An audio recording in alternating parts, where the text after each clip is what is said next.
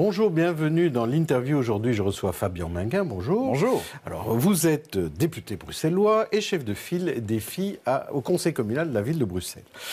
Mais vous êtes aussi en premier rang sur ces discussions sur le décumul, sur la transparence, sur les nouvelles méthodes de gouvernance à Bruxelles.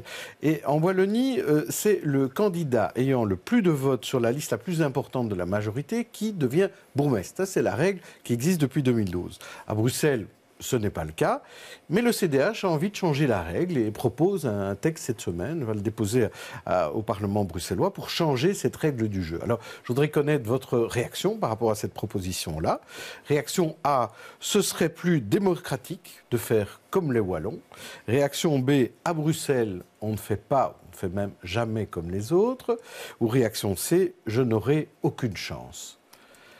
Je ne sais pas si je n'aurai aucune chance. Je vous ai surpris avec la réaction. Non, moi je suis ouvert à tout débat sur la gouvernance. Oui.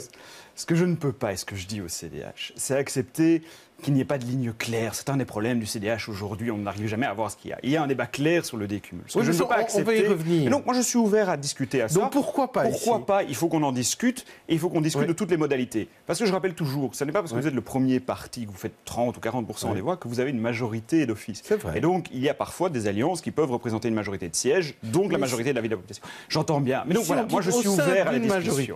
Moi je suis ouvert à la discussion. Pourquoi pas? C'est ça la réponse. Pourquoi pas? Par contre, ce que je vois bien pour l'instant dans le jeu du CDH, c'est qu'on essaie d'allumer énormément de contre-feux sur plein de mesures de gouvernance. On va en parler. Mais on n'a pas de position claire sur le décumul. Juste un petit peu plus loin sur les bourgmestres, parce que c'est vrai que quand on regarde les résultats de 2012, et si on les avait eus à l'aune d'une nouvelle règle, eh bien on se rend compte, c'est dans l'article de l'ADH de ce matin, qu'à Evere, ce serait Guy Van Engel qui serait bourgmestre, ce serait Faouzia Arish à la ville de Bruxelles, à la place d'Yvan Mayer en 2012, ce serait Michel Carté à Gansoren, Dominique de Fourny qui aurait déjà été à Ixelles beaucoup plus tôt que prévu, ou encore Alain Lefebvre de Défi qui serait à la place de Christophe Magdeleins à Oudergem. Donc on voit que ça aurait été quand même des visages différents, ça aurait été différent. Est-ce que c'était un bien, est-ce que c'était un mal?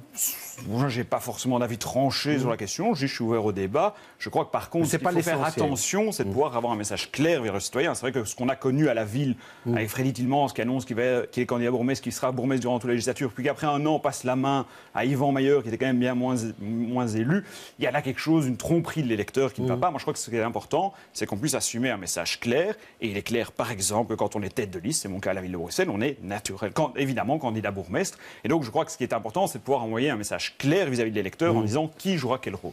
Alors, vous disiez, je vous avais empêché d'aller plus loin, mais que le CDH jouait un rôle, essayer d'allumer plein de feux pour finalement ne pas franchement parler du décumul intégral. Et c'est vrai, ils disent qu'il faut diminuer le nombre d'élus, mais vous étiez d'accord aussi, donc pourquoi est-ce qu'on ne les diminue pas?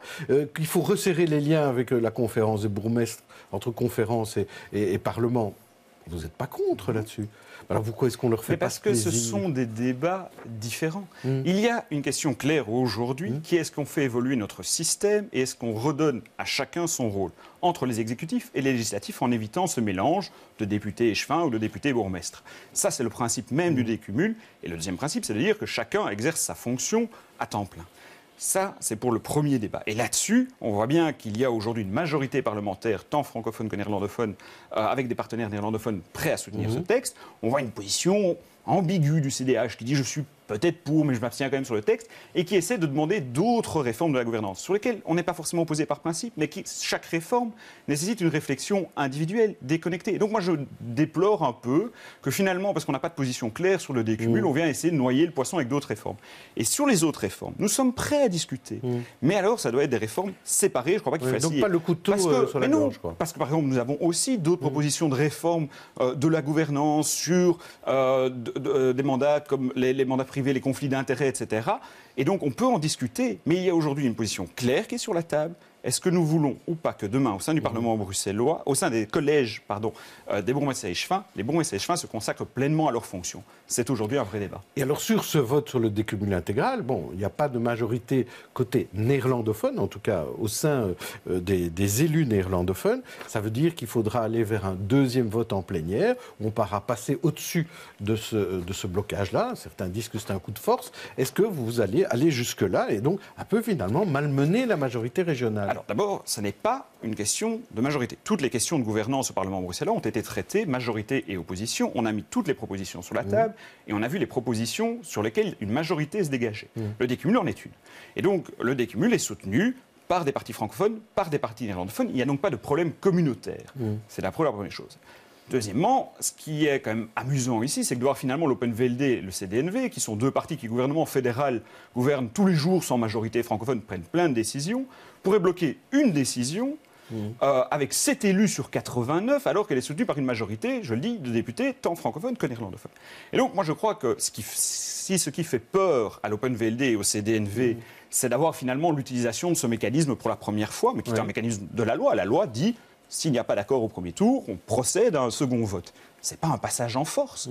Et donc, si l'Open VLD et le CDNV ont peur de ça, moi, je les invite quand même à, juste à un moment, respecter la démocratie. En démocratie, quand une majorité décide favorable à un texte, de pouvoir laisser passer au premier vote en s'abstenant et en respectant la majorité qui existe aujourd'hui au Parlement. Donc pas de main tendue, alors. Mais si moi je joue l'apaisement, ce que je veux dire, c'est qu'il n'y a absolument vous n'avez pas l'air de jouer l'apaisement. Mais si, parce que je dis simplement qu'on pourrait trouver une solution au premier vote très simple, je viens de l'expliquer. Moi je dis simplement, laissons retomber la pression communautaire, ne communautarisons pas un débat qui n'a pas lieu d'être, et simplement essayons à Bruxelles, au sein du Parlement bruxellois, de considérer que quand une majorité de parlementaires, francophones et néerlandophones, prennent une décision qui ne met pas du tout en question ni la représentation néerlandophone, ni les équilibres entre francophones et néerlandophones, il n'y a pas lieu de communautariser le débat. Alors parlons un peu de sport aussi, parce qu'à la ville de Bruxelles, le sport, il y en a souvent. Par exemple, aujourd'hui, c'est le Bruxelles Tour qu'on présente, et finalement, c'est en vue du Tour de France 2019. Bonne nouvelle pour Bruxelles? Très bonne nouvelle. Moi, j'avais déjà participé à l'édition du Bruxelles Tour l'année passée, dans les 50 km. Je me réjouis, je participerai volontiers à celle du 17 juin prochain. Je crois que c'est effectivement un très bon exercice de pouvoir comme ça parcourir. En plus, le parcours du Tour de France, c'est quand même pas donné à tous. Et bon, pour les amateurs, c'est pas mal. Et donc, je soutiens pleinement cette initiative. Alors, si on parle de football, là, c'est un peu plus difficile à Bruxelles à cause de ce stade qui ne voit pas le jour et cette convention d'amphithéose. On ne sait pas ce qui va arriver. Donc lundi, normalement, vous devriez en discuter en conseil communal? Alors, il y a d'abord effectivement le nouvel épisode dans la saga. Alors, on a vu le refus du projet, le fait qu'on n'aura pas l'euro, et donc c'est vrai que se posait la question de savoir si ce bail amphithéotique avait encore une volonté ou non, une existence juridique ou non. Ici, le collège annonce lundi qu'il va rompre ce bail amphithéotique. En soi, évidemment, moi, je peux être favorable à ça. Si le bail n'a plus de validité juridique, il faut le rompre. Ce qui me dérange par contre beaucoup plus, c'est que, alors que depuis février 2017, je demande à ce qu'on procède à l'étude juridique des risques et du statut du bail amphithéotique, le point qui nous est présenté lundi nous est présenté sans ces études juridiques. Les Bruxellois ont payé pour plus d'1 million un cabinet d'avocats pour ce dossier.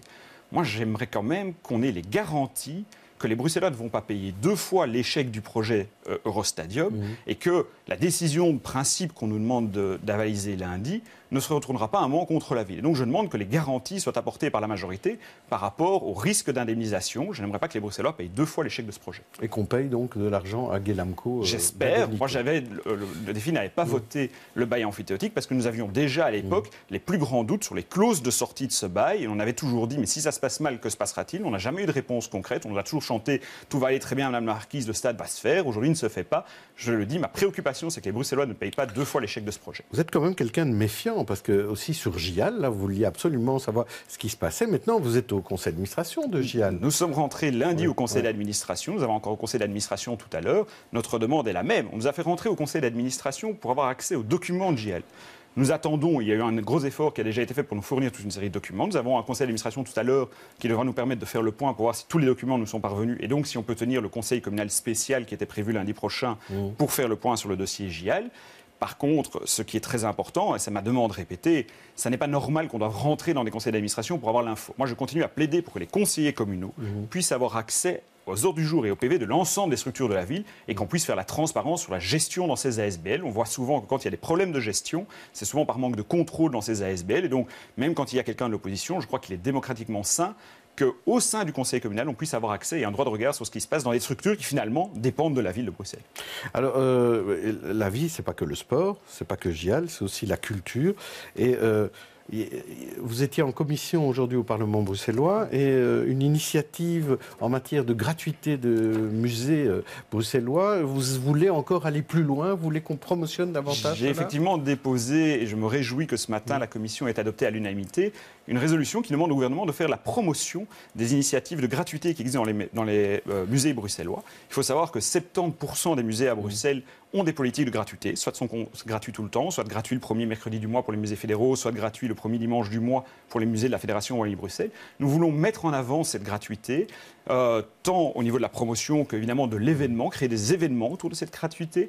Et donc, nous avons pu voter ce matin une résolution qui, j'espère, permettra d'améliorer cette accessibilité à la culture, permettra de donner à chacun l'accès au musée et surtout permettra de mettre en avant cette formidable richesse culturelle que nous avons à Bruxelles.